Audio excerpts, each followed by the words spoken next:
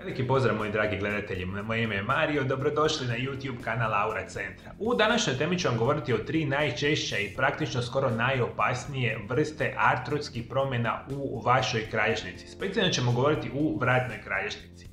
Jer mi kada smo govorili, i puno puta sam rekao na mome kanalu, artrotske promjene su u izuzetno velikom porastu u današnjem modernom načinu života. Ja vam to izuzetno dobro znam jer vam svaki dan liječim pacijente sa artrotskim promjenama. Specijalno ćemo govoriti danas o artrotskim promjenama našoj vratnoj kralježnici. Jer ono što se događa, mi izuzetno loše živimo, jako loše se hranimo, gutamo enormne količine lijekova, pa smo sve stariji i stariji, jako malo se gibamo, jako malo vježbamo, i pod velikom smo razinom stresa, jako malo spavamo. Sve to kod nas utječe da se te artrotske promjene nikad prije ne manifestiraju. Prije smo mogli očekivati, i ovo se naravno jako odnosi na osobe koji su 40, 50, 60 godina, međutim vidite kako možete očekivati danas osobe sa 30, 40, čak i sa 20 godina doživaju artrotske promjene. I onda u suštini problema događa se svi oni problemi koji sam ja puno puta pričao na mom kanalu. Prva artrotska promjena ili bolest koja je izuzetno učestala i jako teška je nešto što mi nazivamo osteoartritis u vratu. Osteoartritis u vratu je degeneracija zglobova, kralježaka i diskova u vratnom dijelu kralježnice. Može uzrokovati da se sitni fragmenti kosti čak i odlome i plutaju u nešto što mi nazivamo sinovijalna tekućina, a to je ona gusta tekućina koja oblaže zglobove u našemu tijelu. Danas govorimo o vratnoj kralježnici. Dakle, prva bolest koja će biti izuzetno učestala biti će osteoartritis. Druga bolest koja je jako učestala u vratu što se tiče artrotskih promjena biti će nešto što se naziva reumatoidni artritis. Reumatoidni artritis je kronična upalna bolest u kojoj imunološki sustav tijela pogrešno napadne sluznicu zglobova.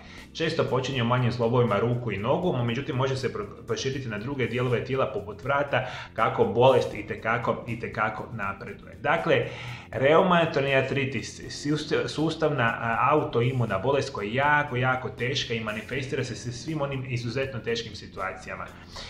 Jako ozbiljna bolest i javlja se kao druga izuzetno učestala bolest vrata, i na trećem mjestu ću vam reći postoji nešto što se naziva spondiloartritis u vratu, a to su bolesti koje uključuju psorijatični artritis i ankilozantni spondilitis.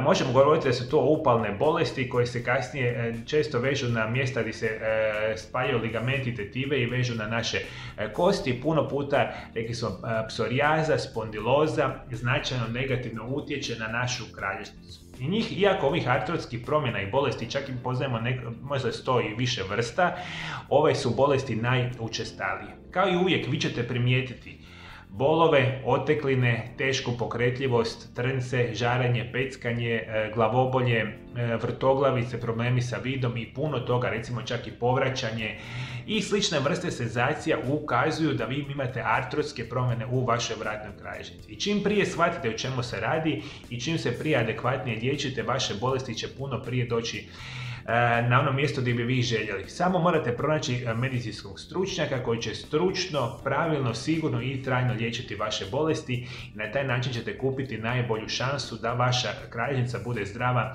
na dugi vremenski period. A svi moji dragi gledatelji preko društvenih mreža, na mome Aura Centar YouTube kanalu imate nekoliko tisuća video zapisa koje sam namijenio svima vama i iz perspektive poboljšavanja vašega zdravlja na potpuno prirodan način. Sve što vi trebate da dole ispod video zapisa da se pretplatite na moj kanal, potpuno besplatno ćete postati dio jedne velike zajednice mojih dragih pratitelja i gledatelja iz cijeloga svijeta, a ja kao i uvijek svaki dan ću vama dati nove zdravstvene informacije koje će poboljšati vaše zdravlje. Hvala što me pratite do druge teme, lijep i ugodan pozdrav. Bolesti same kralježnice postaju jedan izuzetno veliki problem u praktično svim zemljama svijeta. Jer mi živimo u modernom načinu života gdje veliki broj vas nažalost je oboljelo od nekih bolesti koje se nazivaju diskus hernija, protruzija, recimo spinalna stenoza. Možda imate nešto što se naziva osteoartritis ili artroza kralježnice. Postoje bolesti koje se nazivaju spinalne stenoze, ankilozantni spondilitis i puno tih bolesti ja vam u svojoj ordinaciji usko specijalizirano liječim. Ja vam zadnje 23 godine radim sa pacijentima iz cijeloga svijeta i u svome životu sam izliječio desetke tisuća ljudi na specijalnim metodama liječenja koje ja radim kod sebe u ordinaciji.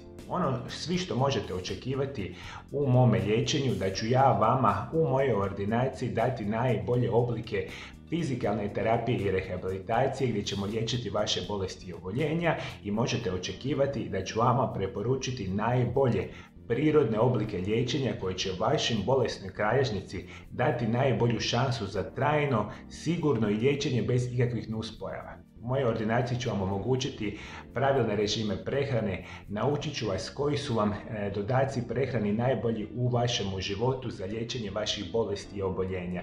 I puno toga ćemo raditi ne bi li ja vas uz liječenje dovoljno educirao da vi na kraju krajeva živite jedan izuzetno zdravi i produktivan život koji svi vi zaslužujete. A svi moji dragi gledatelji, ukoliko želite doći u moju ordinaciju i dopustiti meni da ja izliječim vaše bolesti i oboljenja, kontaktirajte moj Aura centar na ove naše brojeve telefona iz inozemstva ili kontaktirajte naš Aura centar na ove brojeve telefona iz Hrvatske.